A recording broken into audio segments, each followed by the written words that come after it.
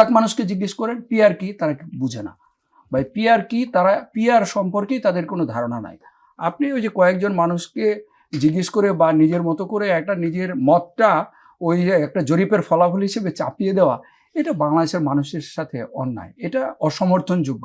উনি পিআর পদ্ধতি যেখানে এই দেশের বেশিরভাগ মানুষ বুঝে না, আর আপনি বললেন যে 87% মানে 71% মানুষ পিআর চায়। আচ্ছা, একটু আপনার কাছে জানতে চাই, সুজনের জরিপ প্রসঙ্গেই প্রধানমন্ত্রী, যেটি তাকে বলছিলাম তথ্যটি, প্রধানমন্ত্রী দলীয় প্রধান সংসদ নেতা হতে পারবেন না এমন প্রস্তাবের পক্ষে মত দিয়েছেন 87% মানুষ, পিআর এর পক্ষে উচ্চকক্ষে 71% এবং যেই এনসিসি বা এরকম একটি কমিটির কথা বলা হচ্ছে সেই কমিটির পক্ষে মত দিয়েছেন 90% মানুষ।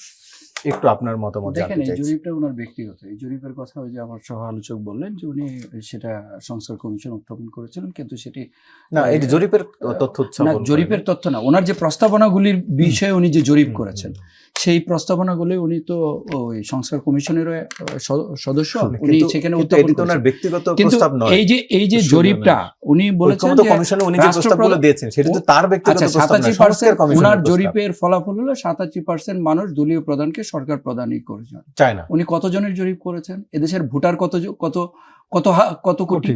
কত কোটি উনি কিভাবে জানলেন, কিভাবে বুঝলেন? যাদের এগুলো আর হলো আরেকটা জিনিস যে 71% কি উচ্চ কক্ষে পিআর চান। ভাই আমি আপনাকে বলি, বাংলাদেশের ভোটার, এই অধিকাংশ ভোটার গ্রামে থাকেন। আমি তৃণমূলে রাজনীতি করি, আমার গফরগাঁও পাগলা 2টা থানা, আপনি গিয়ে জিজ্ঞেস করেন ওইখানে ভোট হলো 5 লাখ, আপনি যা জিজ্ঞেস করেন 1 লাখ মানুষকে, 5 লাখ মানুষকে জিজ্ঞেস করেন পিআর কি, তারা বুঝে না। ভাই পিআর কি, তারা পিআর সম্পর্কেই তাদের কোনো ধারণা নাই। আপনি ওই যে কয়েকজন মানুষকে জিজ্ঞেস করে বা নিজের মতো করে একটা নিজের মতটা ওই যে একটা জরিপের ফলাফল হিসেবে চাপিয়ে দেওয়া, এটা বাংলাদেশের মানুষের সাথে অন্যায়, এটা অসমর্থনযোগ্য।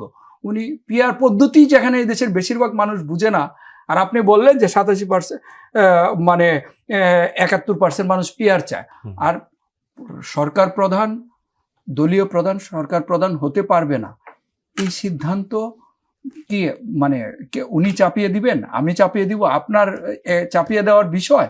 এটা হলো যে ওই দল নির্ধারণ করবে যে কাকে, যে দল উইনিং পার্টি তারা সিদ্ধান্ত নিবে যে কে তাদের সরকার প্রধান হবে।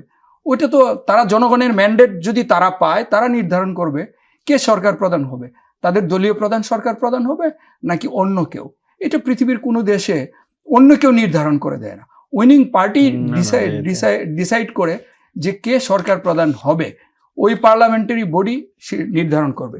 আর হলো যে পিআর বাংলাদেশে এটা একটা অদ্ভুত পদ্ধতি, বাংলাদেশে এখন এটা অপ্রাসঙ্গিক। এনসিসি যাদের সাংবিধানিক কমিটির যেটি দেখেন, সেটা এনসিসি নিয়েও কিন্তু সংস্কার কমিশনে আলোচনা হয়েছে, এনসিসি নিয়ে সংস্কার কমিশন সেটা কিন্তু একমত হয় নাই, সেটা এনসিসির কথা শেষে সংস্কার কমিশনেই বাদ দিয়েছে।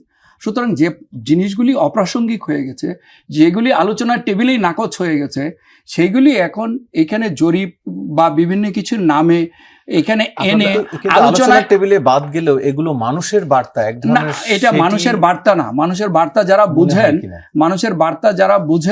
মানুষের বার্তা বুঝতে হলে মানুষের কাছে যেতে হবে। গুটি কয়েক মানুষের আপনার ওই যে টেলিফোনে বা এইভাবে জরিপ করে মানুষের বার্তা বোঝা যায় না। যারা জনগণের সাথে জনসম্পৃক্ততা নাই, যারা কখনোই ভোটে অংশগ্রহণ করেন নাই, যারা কখনো সরকার পরিচালনা করেন নাই, যারা কখনো এমপি হন নাই বা নির্বাচন করেন নাই, তারা জনগণের ভাষা বুঝবেন না। আর এইগুলো আমি মনে করি যে এইগুলো নির্বাচন প্রলম্বিত করার বিভিন্ন বাহানা। আর হলো যে বিভিন্ন দলগুলো যাদের ভোটে জেতার মতো, যাদের ভোটে জেতার ন্যূনতম সম্ভাবনা নাই, তারাই নির্বাচন হতে দিবে না, এইটা ওইটা পিআর পদ্ধতি এই সেই সামনে এনে নির্বাচনটা প্রলম্বিত করতে চায়।